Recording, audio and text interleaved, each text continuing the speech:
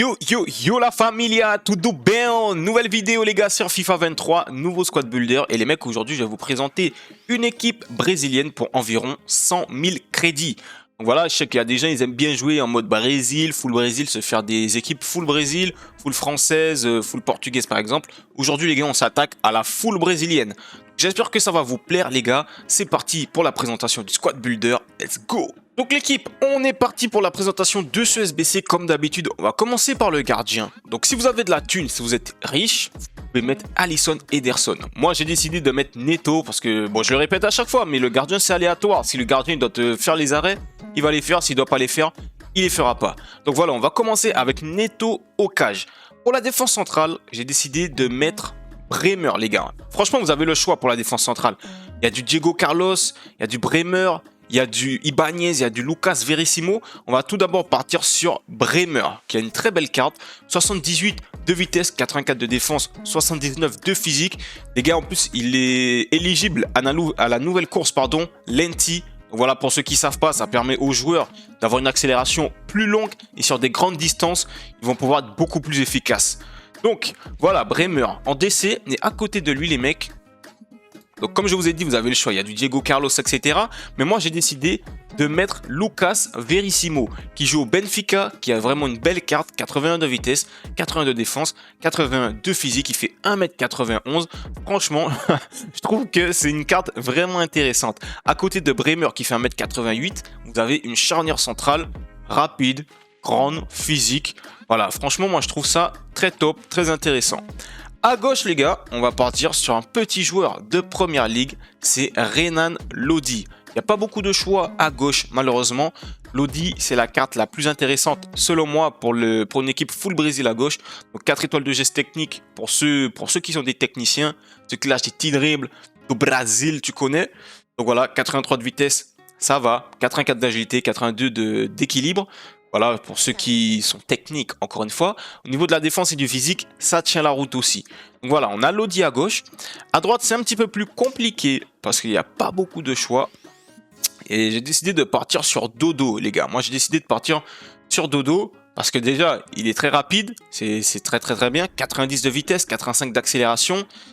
Et franchement, au niveau de la concurrence, il n'y a pas beaucoup de choix. Donc si on veut faire une full brésilienne, pour moi, c'est Dodo la meilleure option. 80 de détente, 75 d'endurance.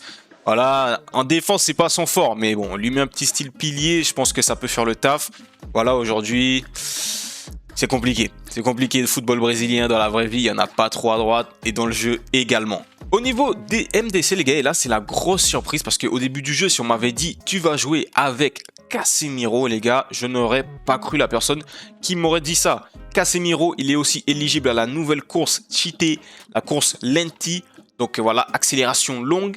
Et franchement, quand vous allez jouer avec lui sur le terrain, vous allez avoir l'impression de jouer avec un mec qui a 80 de vitesse, alors qu'il a 63. Casemiro, à part la vitesse, il était très bon dans tous les autres statistiques. 75 de passe, 90 de physique, 87 de défense. Donc franchement, avec ce nouvel ajout sur FIFA 23, Casemiro, ça devient jouable. Et c'est super intéressant pour les premières ligues, pour les équipes brésiliennes, etc. Donc voilà, Casemiro, premier de nos MDC. Et à côté de lui, il n'est pas au poste de MDC, mais c'est Fred, les gars, de Manchester United. Donc voilà, un milieu Manchester United. Voilà, Fred qui est un petit peu plus technique, un petit peu plus agile que Casemiro. On a Casemiro pour vraiment récupérer les balles et Fred pour pouvoir se projeter. 4 étoiles de geste technique. Au niveau du dribble, 89 d'agilité, 88 d'équilibre. En défense, 72 de lucidité défensive, 82 de tacle debout. Voilà, c'est un milieu qui est très complet. Pour moi, c'est intéressant dans une foule brésilienne. Au niveau des ailiers, les gars, on va maintenant passer aux ailiers. On va commencer avec notre ailier droit, les gars, et c'est bien sûr un joueur phare de ce FIFA 23 qui est très fort, c'est Anthony les gars. Anthony qu'on va placer là, voilà, vous voyez que je l'ai, il est très bon. Franchement, il n'y a rien à dire. Donc voilà, moi je l'ai testé, je peux vous le dire. Mon avis, c'est que c'est un top player. Vous voyez de toute façon qu'il coûte cher sur le marché. 5 étoiles de geste technique, 3 étoiles de mauvais pied. C'est plus un passeur qu'un buteur, voilà. Au niveau de la finition, c'est compliqué. Mais sur un côté, c'est dévastateur, les gars. C'est dévastateur, Anthony. Donc, c'est vraiment le joueur qui va le plus coûter dans cette équipe. Mais il vaut le coup. Il vaut clairement le coup. Donc, lâchez vos crédits pour le petit Anthony. Le deuxième ailier, les gars, ça va être David Neres, les gars. Ça va être David Neres. qu'on va placer ici en MOC. Voilà, il a le changement de poste. Moi, je n'ai pas usé un changement de poste. Et si vous changez le poste de David Neres, ou vous pouvez même l'acheter sur le marché directement avec le poste de MOC, il aura le collectif au maximum. Franchement, c'est pour jouer à gauche. David Neres, 5 étoiles de geste technique, 3 étoiles de mauvais pied. Au niveau de la vitesse, c'est 100 plus. Voilà, il n'y a pas beaucoup de choix à gauche, à part Vinicius. Neymar, on est un peu limité, c'est comme le DD. Il n'y a pas beaucoup de choix, on est obligé de choisir le moins pire. Voilà, on est obligé de choisir le moins pire, mais ça reste tout de même intéressant. David Neres, il faudrait lui mettre un petit style chasseur pour augmenter sa vitesse. Mais au niveau du dribble, c'est pas mal. Au niveau de la frappe et de la vitesse, voilà pourquoi on met le style chasseur, pour pouvoir booster ses statistiques qui sont pour moi insuffisantes, entre guillemets. Mais voilà, on n'a pas le choix les gars, on n'a pas le choix. Donc ce sera David Neres. Et pour les buteurs, parce que là les gars, on est en 4-2-3-1, mais c'est juste pour le collectif. In-game, on va jouer en 4-4-2 ou en 4-2-2-2 avec 2 buteurs.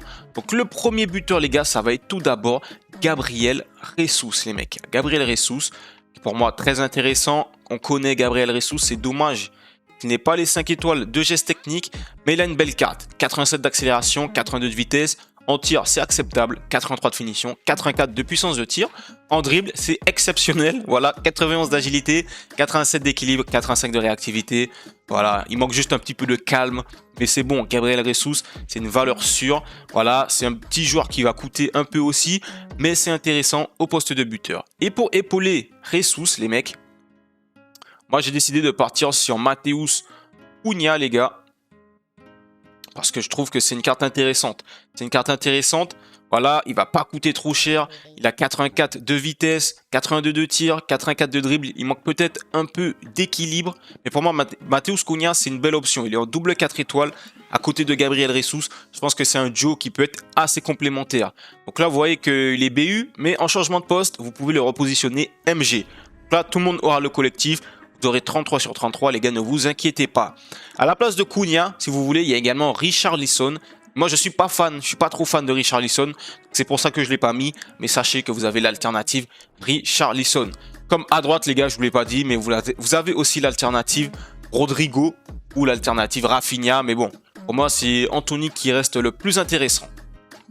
Donc voilà les gars, on est arrivé à la fin de ce squad builder do Brasil. Tudo bem les gars, on est arrivé à la fin de ce squad builder. J'espère que l'équipe, elle vous plaît. Moi, je la trouve quand même assez intéressante. Ça reste compétitive, surtout avec l'ajout de Casemiro, les gars. Franchement, si on nous avait dit qu'on allait jouer avec Casemiro, on aurait traité la personne de fou. Mais non, Casemiro, il est là et il sera jouable. Donc avec Fred, je pense que c'est un bon milieu de terrain. N'hésitez pas à me dire en commentaire ce que vous pensez de la team. Comme je vous ai dit, moi je la trouve super. Si vous n'êtes pas d'accord ou si vous êtes d'accord, dites-le moi en commentaire. Moi je vous dis à une prochaine vidéo les mecs. La paix sur vous, prenez soin de vous. Peace.